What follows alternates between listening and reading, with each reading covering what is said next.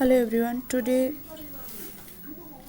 I will discuss about Unit 4, which is electromagnetic induction and alternating current, and I will discuss about chapter which is electromagnetic induction. So in this chapter, first I am going to discuss Faraday's experiment. So this is the Faraday's experiment. You can see here I am taking a solenoid and this is the galvanometer. Okay, so basically no current is flow through this, and this is our bar magnet. So when the relative motion between bar magnet and solenoid is zero, then no current flow through this solenoid. But if we generate some relative motion between bar magnet and solenoid, then we can observe here some current passing through this solenoid, and instantly the galvanometer deflect and it's indicate the direction of current through this solenoid. So you can see here, if this is a bar magnet and this is the north pole which is in front of this solenoid. So if we bring this bar magnet along the solenoid, then you can see here this is the direction of current which is generated in this solenoid. But if we take away this bar magnet from this solenoid, then the direction of current will be changed. You can see here the direction of current will be changed, and this galvanometer deflect along this side. Okay. Similarly, if we placed this bar magnet, and if the south pole of this bar magnet is in front of this solenoid, and if we bring this bar magnet towards solenoid, then this is the direction of current which is generated inside this solenoid. And if we take away this bar magnet along this direction, then the direction of current which is generated in this solenoid is along this side. So this is the Faraday's experiment. Okay, and we can explain this reason and the direction of current by three laws. So Faraday's first law, Faraday's second law, and the third law, which is also called Lenz's law. Okay, so first, to understand this, first we have to study about these three laws. But at first we have to know what is the meaning of magnetic flux. So basically we can find out magnetic flux in two methods. Number one, if magnetic field is constant throughout the given surface, then this is the magnetic flux which is passing through this surface. So you can see here I am taking magnetic field which is constant, and this is our given surface A, B, C, D. So you can see here the area vector of this surface is along this side. So S vector is indicate area vector of this surface, and area vector of this surface makes theta angle with the magnetic field. And you can see here magnetic field is constant throughout this surface, because if we find out magnetic force at each and every point of this surface, then these are constant. So for constant magnetic field, magnetic flux through this surface equals to b vector dot s vector. That means bs cos theta. This is the total magnetic field which is, this is the total magnetic flux which is passing through this ABCD surface area. But if b vector is vary throughout this area, then how to find out magnetic flux linked with this area? So first we have to take a elementary surface area on this whole surface, and first we have to find out flux linked with this elementary area. So just look at here, flux linked with ds elementary area. I am taking a small element, I am taking a very small area on this ABCD surface. So d phi b indicate flux linked with this elementary surface area. So here we can assume that for ds elementary surface, okay, here we can assume that for ds elementary surface magnetic field is constant, because this is the very small surface area. Okay, so throughout this surface magnetic field is constant, so d phi b equals to b dot ds. That means b ds cos theta if theta is the angle between ds and b. Here we can assume that magnetic field at each and every point of ds elementary surface is constant. So total flux linked with ABCD surface phi b equals to integration all over this surface S d phi b. That means integration throughout this S surface b ds cos theta. Okay, so what about SI unit of flux? So SI unit of flux equals to we know flux is the dot product of magnetic field and surface area, right? So SI unit of magnetic field is Tesla and SI unit of surface area is meter square. So Tesla into meter square, it's also called Weber, that means WB. Flux, magnetic flux is a scalar quantity, okay, because this is the dot product of two vector. Now I am going to discuss about Faraday's laws of electromagnetic induction. This is first law. First law gives us the cause of induced EMF.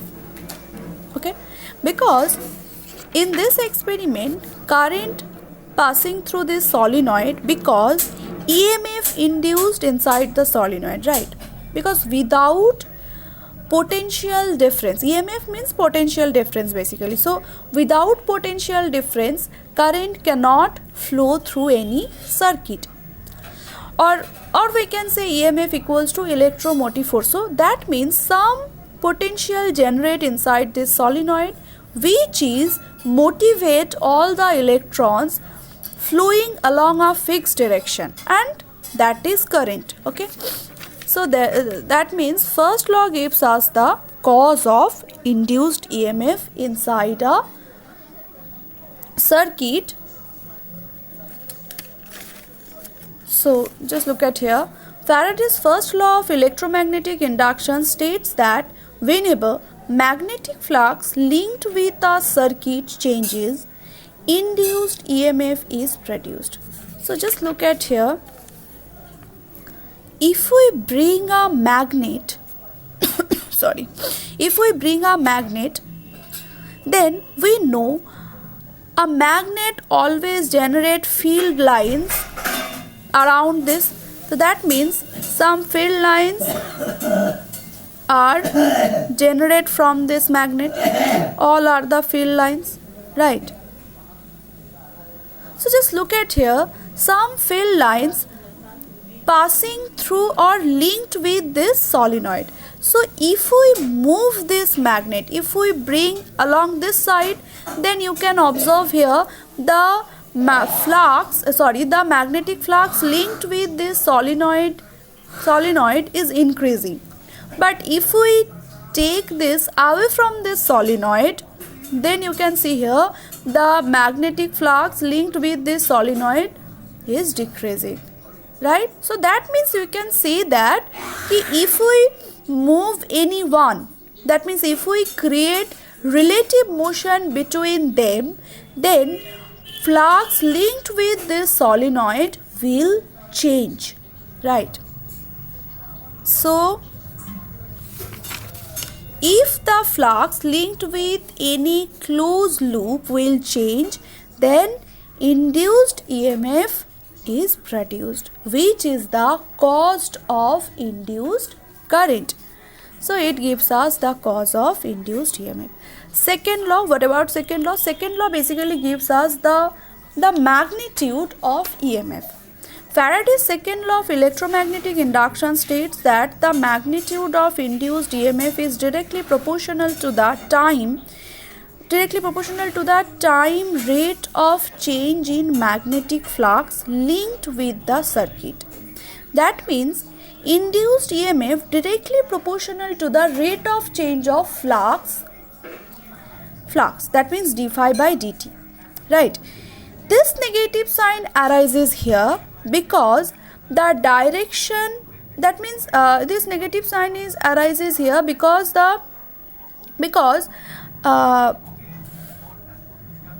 EMF and the rate of change of magnetic flux both are in opposite. So I will tell you about this negative sign in our third law. Okay, so if we take a constant k, then E equals to minus k d phi by dt. That means in SI E equals to minus d phi by dt, because in SI unit k equals to 1. So just look at here. If n number of turns are there, then E equals to minus n into d phi by dt, right? So this is our bar magnet and this is our closed loop. So if we bring this loop along this side or along this side, then you can observe here the flux linked with this loop will change. If we take along this side or if we bring along this side, then you can see here the flux linked with this closed loop is increasing, right? And if we take away from this bar, if we take this closed loop away from this bar, then you can see here the flux linked with this loop is decreasing. So this is the third law. Third law basically gives us the direction of induced EMF. Okay, so basically, and this is the explanation of negative sign also. So the direction of induced EMF or the current in any circuit is such as to oppose the cause that produces it. This is also known as Lentz's law. So basically, what is the cause of induced EMF inside this closed coil? So we know that the cause behind this, the relative motion between, in this case, the relative motion between them, or we can say that the basic cause of induced EMF is change in flux. Basic cause is change of flux across this closed loop, right? So if we can change flux linked with any closed loop, then the EMF is induced inside the closed loop. So the direction of EMF always, according to Lentz's law, the direction of EMF always opposes the change, and that's why this negative sign arises here. Okay, so it always opposes the change of flux linked with this closed loop. So just look at here. If we bring this bar magnet along this direction, this is the north pole. Okay, so if we bring this north pole along this direction, then we know that instantly EMF induced inside this loop, because this bar magnet is in motion, right? So what is the direction of this EMF, or we can say what is the direction of current? So we know the direction of current is that which is opposes the motion of this bar magnet. So if we bring this bar magnet along this side, then the direction of current which is induced inside this coil is anti-clockwise, because if this face is north pole, then we know that this north pole repels this north pole. That means it opposes the motion of this bar magnet along this side, right? If we take away this bar magnet along this side, if we move this bar magnet along this side, then again the direction of induced current is clockwise. Why? Because if the direction of induced current is clockwise, then this face is south pole, and we know south pole attract north pole. That means this attractive force opposes the movement of this bar magnet, right? If we take, or if we move this bar magnet whose south pole is in front of this closed loop, then just look at here. If we move this bar magnet along this side, then obviously this induced EMF opposes the motion of this bar magnet. That means north pole should be formed in this face of this coil. That means the direction of current is anti-clockwise, right? And if we move this bar magnet, this is south pole and this is north pole, along this direction, then obviously this loop, the induced EMF inside this loop opposes that motion. That means south pole is induced in this face of this coil. That means the direction of current is clockwise, because south pole repels to each other. Okay, and this law is also called Lenge's law. Lenge's law basically, Lenge's law is an accordance with the principle of conservation of energy. Okay, so just look at here. If this EMF opposes the motion of this bar magnet, that means if we move this bar magnet against this repulsive force, then the external agent have to done some work against this repulsive force, and that amount of mechanical energy converted into electrical energy, which is current. If the Lenge's law is wrong, that means if the EMF is not opposes the motion of this bar magnet, then just look at here. That means if we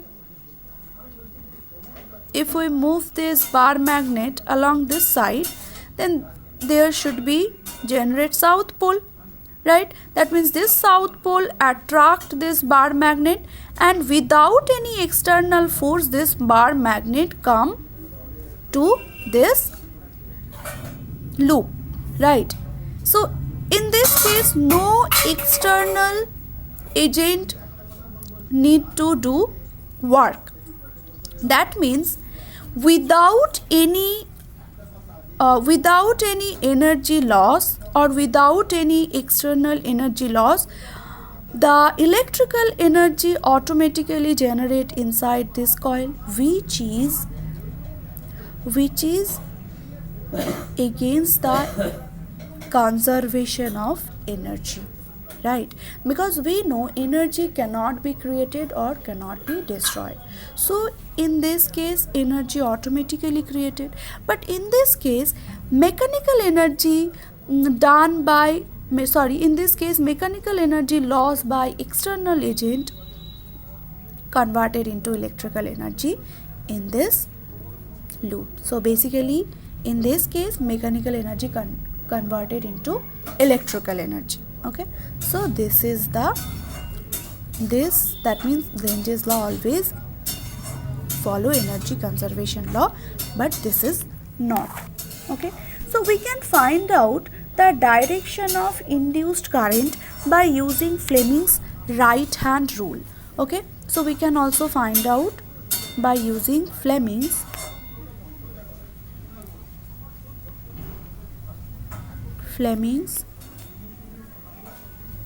right hand rule. So what is the Fleming's right hand rule? In this rule we have to take right hand, okay, and this forefinger indicate the direction of magnetic field, this middle finger indicate motion of the conductor, this thumb finger indicate motion of the conductor, and this middle finger indicate induced current. Okay, so just look at here. If this is the direction of magnetic field, okay, if this is the direction of magnetic field, and if the conductor, this is the conductor, and if the conductor moving along this direction with some velocity v, and this is the magnetic field B, okay, so then induced, what is the direction of induced EMF? This is the closed loop. So just look at here, just applying this Fleming's right hand rule. So this is the direction of magnetic field, right, and this is the direction of velocity of the conductor. So this finger is upward direction, that means inside this conductor the induced current is along this side. So this is the direction of induced current. Okay, that's